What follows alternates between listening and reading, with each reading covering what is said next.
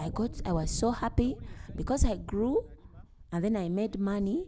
The motorcycle that I used to collect pepper from other farmers, I used to hire it. Now the person who used to collect 200 boxes, now I started collecting 500 boxes.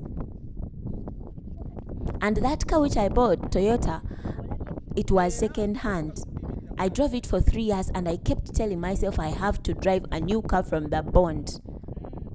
Then eventually I went and bought a Toyota Town Ace from the bond.